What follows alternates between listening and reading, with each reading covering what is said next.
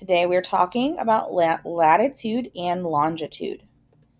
By the end of the lesson, students will use latitude and longitude to determine the location of a specific place. This means if I ask you where Austin, Texas is, you will be able to look at a map, find the latitude and longitude of this location. Once again, you will need your guided notes, a pencil, or the Cami file. These will be submitted. Before we can get into latitude and longitude, we must first understand what a compass rose is. Over here on the left, we have a compass rose. This shows us the directions on a map using our 4 cardinal directions. Our 4 cardinal directions are north, east, south, and west, and we are able to use them to describe the location of a place.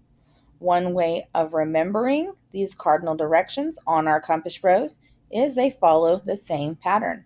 We have north, east, south, and west, or never eat sour watermelon. Please take a moment to pause and write down your notes.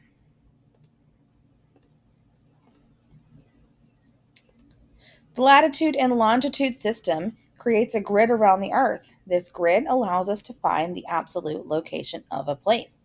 So here on my globe, if I was to follow this latitude and this longitude, I would be able to find the Bay of Bengal. When we are writing latitude and longitude, we are measuring it in degrees. So we will use this little symbol right here.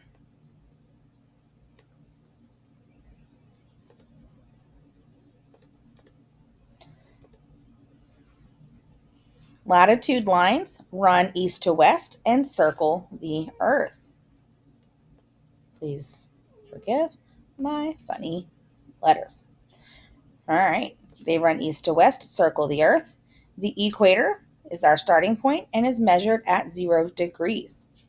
One way to remember latitude lines is that they are flat. Lat is flat and it goes around the Earth like a belt. There's a little belt buckle.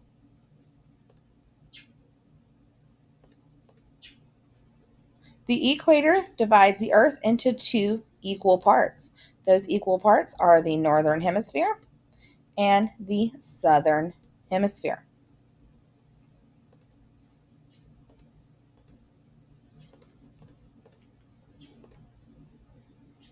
Our longitude lines run north to south. These lines do not circle the Earth. They only run from one pole to the other, meaning they have a stopping point at the bottom and at the top of the Earth. Our prime meridian is the starting point at 0 degrees. The opposite side of the Earth would be 180 degrees. Longitude lines are long and tall. We can look at it like a ladder.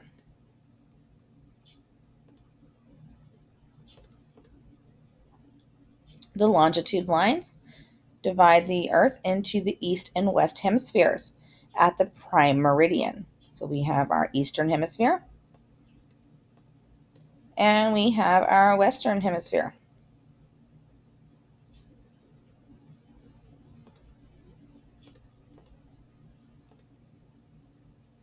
Now to try some sample problems. You will be expected to be able to answer problems similar to this for your mastery check. So we are looking for 30 degrees north latitude. So lat is flat. And 30 degrees east longitude. Longitude is long. So latitude flat, 30 degrees north. Longitude long, 30 degrees east. We will follow these lines and find where they meet. That's not really a great color. Let's try yellow and find where they meet. As you can see, these two meet at Cairo, Egypt.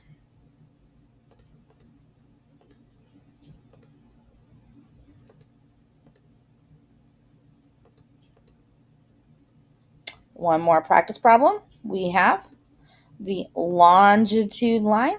It's asking which longitude line runs through Benghazi. Remember, Longitude is long, like our ladder. So we are looking for the long lines right here. So we need to find Benghazi. There's Benghazi. And we need to follow that line. That would bring us down to 20 degrees east.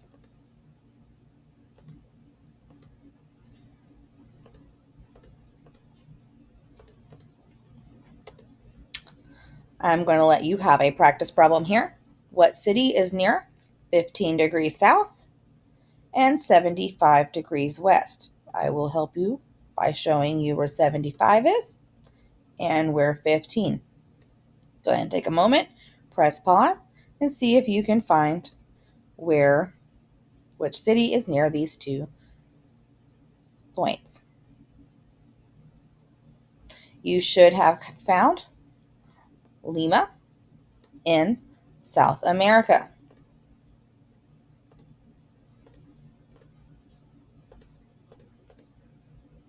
All right, some things we need to remember.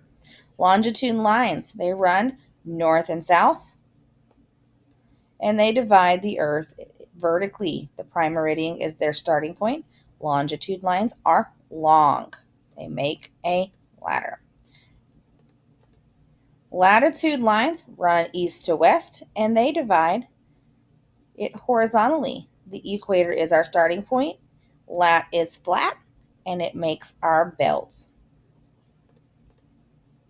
Knowing how to use latitude and longitude can help us find the absolute location of a place, meaning we can find the specific location using those lines. Once again, our latitude and our longitude helps us find the Bay of Bengal.